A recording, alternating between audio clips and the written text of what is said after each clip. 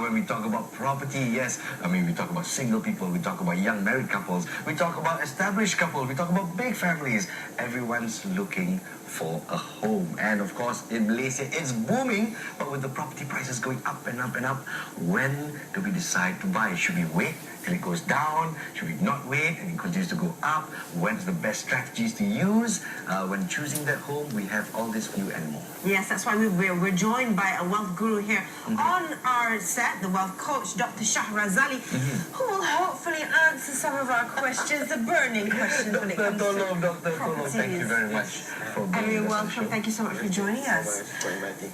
So, what's the first thing you need to know when it comes to purchasing your first home? Okay, that's the. First of all, I would like to thank you for TV7 for inviting me. Pleasure. And then to answer that question, is the things that we must understand. Either we want to buy for own stay or for investment. If for the own stay, yes, you can buy at any place as long as you feel that it's comfortable for you. And then the most in the Malaysian people, they would like to buy a landed property. So you must have a plan also, even though you buy for your own stay. And then if you buy for investment, as well as for own stay, you still also need to have planning. Planning how to grow all your investment portfolio, and there's also how to grow the funds to buy next and next and next. That is the strategy that you have to need. I mean, of course, when we talk about the fact that more opportunities should be given to low-income earners, we talk about 40 to 60,000 ringgit bracket. Is it viable for them to start saving for a home? Yes. The most important things here is not about the property price. Property price keep increasing every year. Yes. So we must understand that we in the economies that inflation is come together. Okay. So the most important things for Malaysian people now must know how to do saving. The saving is the most important things. Then how to control their financial and their incomes. Okay, as we know that we have four types of incomes. So we must utilize that. For the normal people, they have aggressive income. They have a side income. Side income before they have a portfolio income and passive income.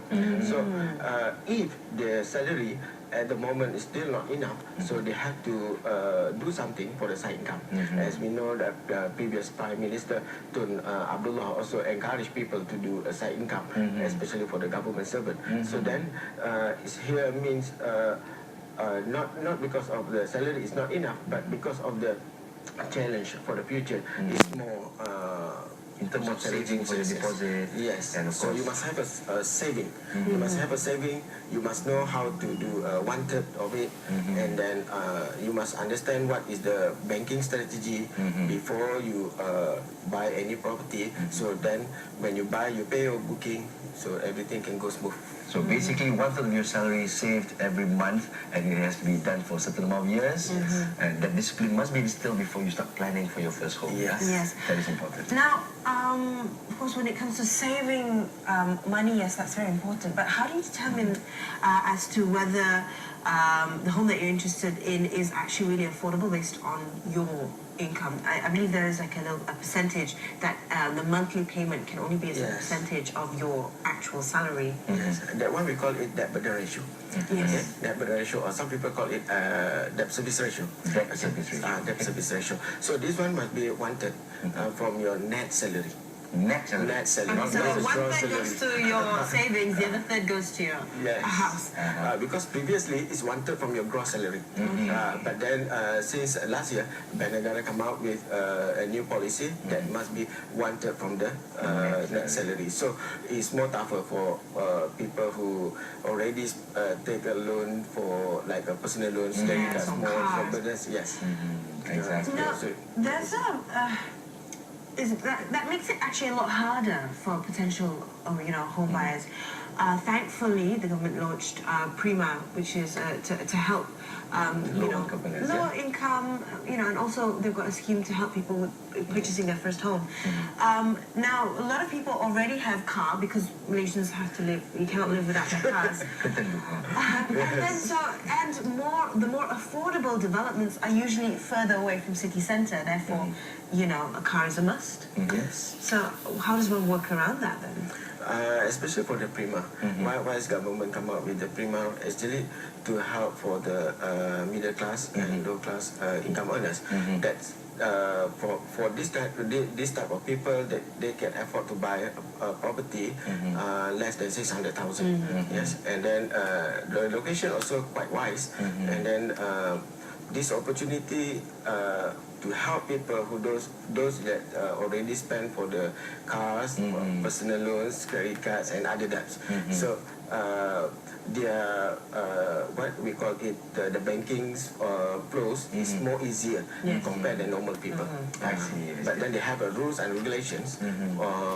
Only not all people suitable for this kind of package. Yes, the person really Here's the thing, okay, now let's concentrate on buying homes for investment, especially low-income earners want to sort of get ahead in life, so to speak. Now, many people have their opinion. Once I buy a house, sure, I'm on the road to success really. I'm going to buy, the house is going to go up 300,000 and then I'm going to be rich. Personal assets are going to be increased. Is that really the case? Yes, the appreciation is there. For the property, the appreciation is always there. So we must understand for the low-income earner or middle class, how they can grow their wealth actually. Last time when I told my students that they need to buy, if they cannot afford to buy semi-lease or cannot afford to buy a landed property, a terrace or whatsoever, just go for the apartment. No, even a flat. Yes. Start with the flat. Start with the flat, and the flat definitely the position is there, and then you sell the flat, and then move to apartment, condo, to the Step by step. But this is if they intend to stay in the property itself. Yes. What kind of advice would you offer those who are actually looking to buy something for speculative purposes? Or investment. For investment, they have actually two. One they can buy for the subsist one, subsist for what they can get for the passive income from the rental, and another one they're looking for under construction. Under construction properties, definitely, as we know that in the hot area is whereby the location is the most important things, and the tenantable or resellable location. So this type of property, appreciation is there. Upon completion, wow. Exactly. 20 to 30% is there. Who want to go for quick returns, 20-30% returns on a big lump sum, would go for the strategy. Buy it, build it up, wait for it to build, and then sell it. Yes. I see. Because it only takes about 2 years. If you have a sum of money, let's say 50 or 80,000, you put in FD or whatever, you cannot get this kind of return. That's for sure. But then if you buy a property under construction, upon completion, it's definitely more than that. Okay, as any form of investment, inherent risks do exist.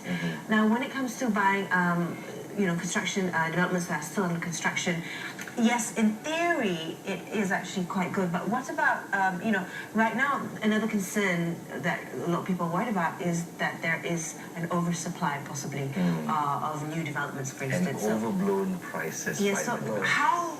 Of course, there is no guarantee, but how do you make sure that the property you're getting, there's a big chance that you'll be able to flip it and actually make the capital returns? Oh, okay. Indicators, the indicators, I have, there must be a location. Location must be at the hotspot, must be at the merchant. You cannot predict what happens next. Seems like people predict what's happened in Bukit Puntong last time. And they see now what happened. Exactly. Speculators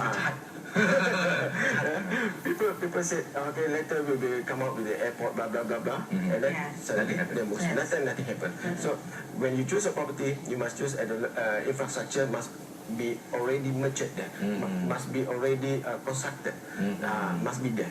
So it's a real appreciation. Yes, it must be real. So even though the price a bit high compared than rural or be like what's happening in Sepang or whatever now, suburban. yes, but then the appreciation is promised. compare that kind of area. So you must look at the locations, and the second one must be tenantable or sellable. This property. That's why when you look at the matured location, you can see the property surrounding. So from that you can do a survey, can ask people outside there how the rental and how if you want to sell this property, you can see like other beside the apartment or beside what the terrace or semi-dis. Yes, I see. So you can see the return is very fast, and the appreciation very fast, and then you can sell or you can make capital returns. It's very good. I see. So of course, location. Maybe a hint is infrastructure. So you see LRTs coming up. Really? That's a good idea. Now we're following the MRT trail Yes, and looking exactly. left, right, and centre. to Follow see the what we trail, you'll find the money. Maybe as we wrap things up, because we're running out of time. Now, many viewers out there, I know we're all in the same boat. The dilemma is there. To buy or not to buy? When is the best time to buy? Because the prices, a lot of people are talking about the property bubble, which means people are just speculating, it grows bigger and bigger, and like, oh, and next thing you know, prices are going down Is again. that going to happen? And maybe we can burst our bubbles. Yes, exactly. Okay. A lot of people keep asking me and then keep telling that price will be burst. So wait. It happens in year since 2010. Exactly. Wait. Now 2013, the price keep increasing. 20%. Yes. 30% now is keep increasing. Yes. Because last time we can buy terrace property is only about 500,000 or 400,000. I still remember where the first terrace property that I bought is 200 plus in the year 2002. So then we keep moving, it keep increasing, keep increasing, and then until today, the terrace 2070 is about 800 to 900 already. Wow, that's It's only for the terrace. So That's times four. don't wait. This is a property. Malaysia is not like Singapore. It's not like Indonesian, or it's not like US or UK. Okay? Because we only have 4 hotspots. 4 city of a hotspot. We have Klang Valley, we have JB, especially in Iskandar, Malaysia, Medini, and then we have Penang and Kota Kinabalu. That's it. And these 4 hotspots. So if we wait, we still have a lot of lands. So we cannot say that hotspot area will be burst, will be that the price will be decreased. No, it won't happen. Hotspots will never burst. Never burst. So the time is now, ladies and Yes, gentlemen. if you can afford it. If you can afford it, of course.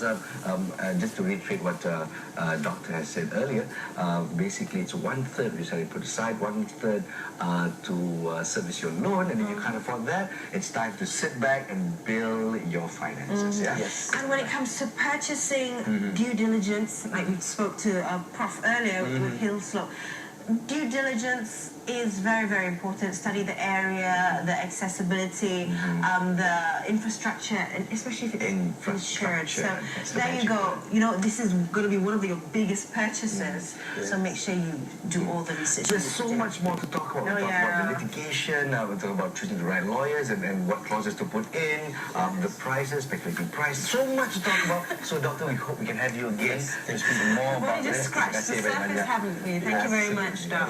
So do stay with us, and we're going to take a quick break right here on The Breakfast Show, the show worth waking up for. And when we do come back, let's wrap things up this fine Thursday morning. Don't go anywhere.